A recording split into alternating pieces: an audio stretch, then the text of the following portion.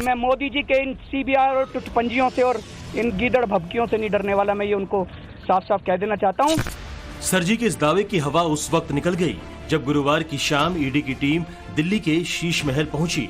ED के अफसर यहां रखे फाइलों के एक बंडल को देखकर हैरान रह गए। ईडी अफसरों को अपनी आंखों पर यकीन नहीं हुआ कि एक मुख्यमंत्री के घर इस तरह की फाइल भी हो सकती है।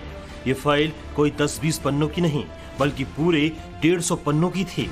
इन 150 पन्नों में क्या कुछ था, ये जानकर आप भी हैरान रह जाएंगे। सूत्रों के मुताबिक दिल्ली शराब घोटाले में जब इन्फोर्समेंट डायरेक्टरेट के अफसर अरविंद केजरीवाल के घर पहुंचे तो उन्हें 150 पन्नों का दस्तावेज मिला। इसमें ईडी के 2 सीनियर अफसरों की पूरी डिटेल रिपोर्ट है। दावा है कि केजरीवाल दिल्ली शराब घोटाले की जांच कर रहे ज्वाइंट डायरेक्टर लेवल के 2 अफसरों पर नजर रख रहे थे। अपने शीश महल से इनका डोजर बना रहे थे। दोनों अफसर क्या क्या करते हैं, दोनों कौन कौन से केस हैंडल कर रहे हैं, दोनों की कितनी प्रॉपर्टी है, इन सब का पूरा ब्यौरा दिल्ली के मुख्यमंत्री के घर में तैयार किया जा रहा था। सूत्रों की माने तो दिल्ली के मुख्यमंत्री अरविंद केजरीवाल के घर जब कल ईडी की टीम पहुंची और वहां पर छापेमारी की गई, उस दौरान ईडी की टीम को करीब 150 पेज के दस्तावेज मिले। बताए ये जा रहे हैं कि ये दस्तावेज ईडी के 2 ज्वाइंट डायरेक्टर लेवल के अधिकारियों की डिटेल रिपोर्ट है। ऐसे में सवाल ये उठता है कि आखिरकार अरविंद केजरीवाल के पास ये डिटेल रिपोर्ट कहां से आई? क्या ये कोई जासूसी का मामला है? इसको लेकर फिलहाल सवाल खड़े हो रहे हैं। लेकिन ये कोई पहला ऐसा मामला नहीं है। अगर हम देखें तो संजय सिंह के घर पर भी जब ईडी की टीम पहुंची थी, जब वहां पर छापेमारी की गई थी, उस दौरान भी ये देखा गया था, ये पाया गया था कि वहां पर भी ईडी दफ्तर से जुड़े कुछ दस्तावेजों के फोटोकॉपी बरामद हुए थे। बहरहाल ईडी का ये कहना है कि ये पता लगाया जा रहा है, ये जांच की जा रही है कि आखिरकार इन दस्तावेजों की डिटेल रिपोर्ट कहां से मुख्यमंत्री अरविंद केजरीवाल के पास पहुंची और इसके पीछे का वजह क्या है। अपने टॉप अफसरों की जासूसी को ईडी हल्के में कतई नहीं ले रही है। बतौर सबूत इन्हें कोर्ट में भी पेश करने की तैयारी है। सवाल है कि जब सरजी को ईडी सीबीआई से डर नहीं तो अफसरों की जासूसी की जरूरत क्यों पड़ी? ईडी अफसरों के प्रॉपर्टी का पूरा ब्यौरा इकट्ठा करने का मकसद क्या था? ईडी अफसरों के पास कौन कौन से केस हैं, ये जानने में सरजी की दिलचस्पी क्यों थी? कानून से देश चलता है।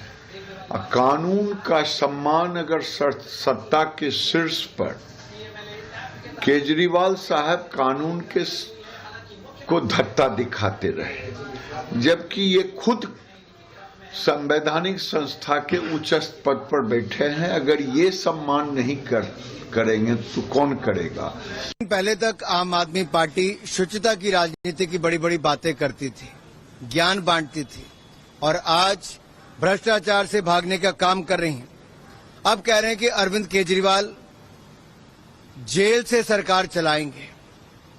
ये दिल्ली की जनता का भी अपमान है, कानून का भी और लोकतंत्र का भी।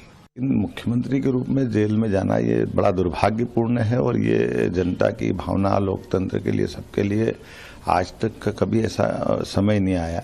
पद का इतना मोह, पद का इतना लोभ हम नहीं समझ सकते कि ये केजरीवाल जी को शोभा देता है। कानून अपना काम कर रहा है और जो भी कानून सम्मत प्रक्रिया है वो पूरे देश में सबके लिए लागू है और न्यायालय का निर्णय है। इस पर पूरी तरीके से जो कानूनी तरफ से विषय है वो होगा।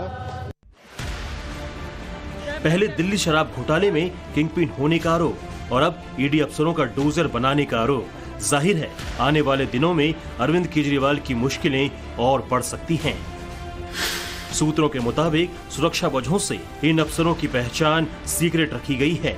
ईडी ने जो आधिकारिक पंचनामा बनाया है उसमें इन दस्तावेजों को भी दर्ज किया गया है। शीश महल से जब्त हुए दस्तावेजों को एक तरह से गैर कानूनी माना गया है। फिलहाल इन कागजों को ईडी के सीनियर ऑफिसर्स के पास भेज दिया गया है। लेकिन अगर इन दस्तावेजों से जुड़ी जानकारी सच निकली तो केजरीवाल के खिलाफ ईडी जासूसी का मामला भी दर्ज कर सकती है।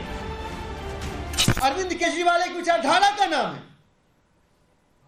वह विचारधारा जो कट्टर कट्टर ईमानदारी को आगे लेके चलती है, वह विचारधारा जो कट्टर देशभक्ति को आगे लेके चलती है, और वह विचारधारा जो राजनीति को सिर्फ और सिर्फ जन सेवा का जरिया मानती है। इस विचार को आप नहीं गिरफ्तार कर सकते। कहते हैं सच्चाई को किसी सबूत की जरूरत नहीं होती है, वो तो समय के साथ सामने आ ही जाती है, और ईडी के एक्शन के बाद वो सच सामने आ चुका है। लेकिन आज की तारीख में भी आम आदमी पार्टी की सुई कट्टर ईमानदार पर ही अटकी पड़ी है। भ्रष्टाचार के आरोप में आम आदमी पार्टी के मुखिया सलाखों के पीछे हैं। ईडी के पास केजरीवाल के करप्शन का पूरा कच्चा चिट्ठा है, लेकिन आज भी ये पार्टी देश में ईमानदारी का सर्टिफिकेट बांटने में पीछे नहीं है। वैसे पहले भी नहीं थी, जब केजरीवाल एक सियासी शख्स नहीं बल्कि एक्टिविस्ट हुआ करते थे। इस कुर्सी के अंदर कुछ ना कुछ समस्या है। जो इस कुर्सी के ऊपर बैठता है वही गड़बड़ हो जाता है। तो कहीं ऐसा तो नहीं कि इस आंदोलन से जब विकल्प निकलेगा और वो लोग जब कुर्सी पे जाके बैठेंगे, कहीं वो ना भ्रष्ट हो जाएं, कहीं वो ना गड़बड़ करने लगें। ये एक भारी चिंता है हम लोगों के मन में।